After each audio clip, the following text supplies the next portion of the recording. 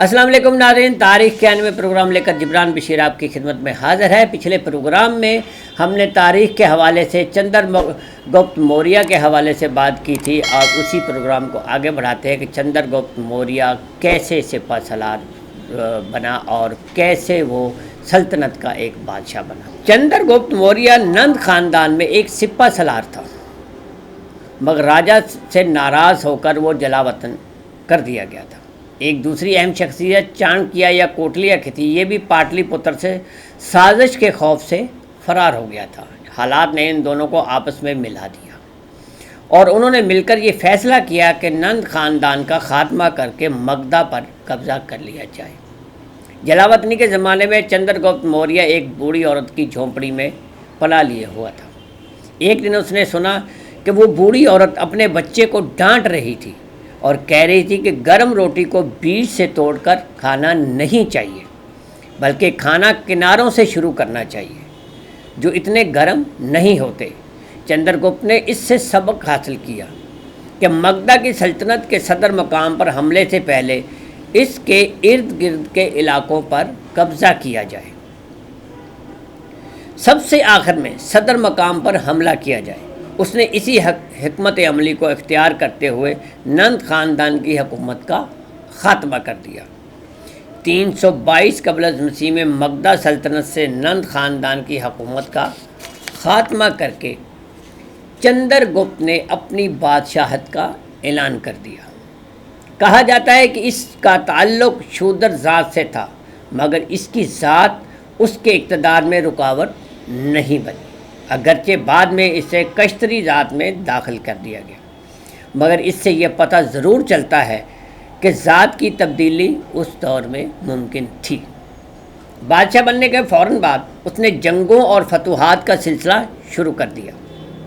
اس نے سکندر کے جانشین سلوکس کو، جو شمال مغرب میں طاقتور حکمران تھا، شکست دے کر وادی سندھ اور افغانستان کو اپنے سلطنت میں شامل کر لیا۔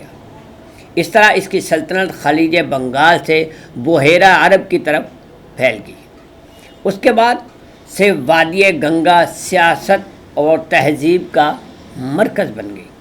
چندر گپت موریہ کی کامیابیوں میں چانکیہ کی رہنمائی کا بڑا عمل دخل ہے۔ چانکیہ کے بارے میں ہم آپ کو آگے بتائیں گے کہ اس نے کوک شاستر کے نام سے کتاب لکھی تھی، اور وہ ایک رائٹر تھا اور ایک بادشاہ کا بہت خصوصی نمائندہ تھا۔ جو لوگ شہر کے انتظامیہ دار تھے ان کی 6 کمیٹیاں تھیں، ہر کمیٹی 5 ارکان پر مشتمل ہوتی تھی، اور اسی طرح چندر گپت نے بہت اچھے نظام کو اپنایا اور لوگوں کو متحد کیا، اور رات دن لوگ کہتے ہیں کہ چندر گپت کی جو فوج تھی وہ ایک بہت بڑی اس دور کی فوج تھی، یعنی کہ 6 لاکھ پیدل فوج تھی اس کے پاس، 30,000 گھڑ سوار تھے، 9,000 ہاتھیوں والے تھے جو ہاتھی پر سوار تھے، اور 8,000 رتھ تھے۔ فوج کا سربراہ سیناپتی کہلاتا تھا، یعنی کہ سیناپتی، جو آج کل ہندوستان میں بھی یہی بات کی جاتی ہے۔ اہم عہدیداروں میں وزراء، پروہت، مذہبی عہدیدار ہوتے تھے۔ حرم کا دربار اور خزانچی ہوا کرتے تھے۔ اس عہدیداروں کا تعلق شاہی خاندان سے ہی ہوا کرتا تھا۔ بادشاہ کے لیے ضروری ہوتا تھا کہ وہ سوتے جاگتے یا کھانا کھاتے ہوئے یا کسی بھی وقت وہ اپنی جنتا کا خیال رکھتا تھا، ان کے بارے میں ہی سوچتا رہتا تھا، اس کے علاوہ اس کے پاس کوئی ایسا کام نہیں تھا۔ یہ اس نے اپنی زندگی کے اصول بنائے تھے کہ سوتے جاگتے ہر وقت کسی حرم میں تھا یا کھانا کھا رہا تھا، وہ اپنی جنتا کے بارے میں ہی سوچتا تھا کہ کیا کرنا اور کیسے کرنا۔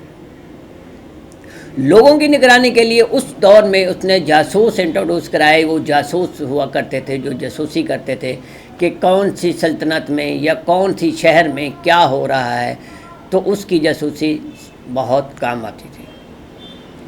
تاجروں کے لیے سہولت کار تھے، تاجروں کو سہولتیں دی جاتی تھی، کسانوں اور کاریگروں سے ٹیکس وصول کیا جاتا تھا، جنگلی علاقوں سے لکڑی، شہد اور موم بطور ٹیکس لیا جاتا تھا۔ جرائم کی سزائیں بھی بہت سخت ہوا کرتی تھی۔ جھوٹا بیان دینے پر ان کے پیر کاٹ دیے جاتے تھے۔ کھیتی باڑی کے فروغ کے لیے آبپاشی کے نظام کو بہت بہتر بنایا تھا۔ زمین کی پمائش کا نظام انٹروڈیوس کرایا اس نے، زمین کی پمائش کرائی تھی کہ حکومت پیداوار کا 6% یعنی کہ چھٹا حصہ بطور لگان لیتی تھی۔ چندر گپت موریہ نے 24 سال حکومت کی۔ آخری عمر میں کہا جاتا ہے کہ اس نے جین مذہب اختیار کر لیا تھا اور اس کی موت خودکشی سے ہوئی تھی۔ یہ تھی ایک چندر گپت موریہ کی ایک تاریخی حوالے سے بات چیت۔ اس کے بعد اس کی ابتدا کی آگے ان کے بیٹوں نے کہاں اشوک بھی اس کا ایک بیٹا تھا، اس کے بارے میں ہم کسی اگلے پروگرام میں بات کریں گے۔ تب تک کے لیے اجازت، اللہ حافظ۔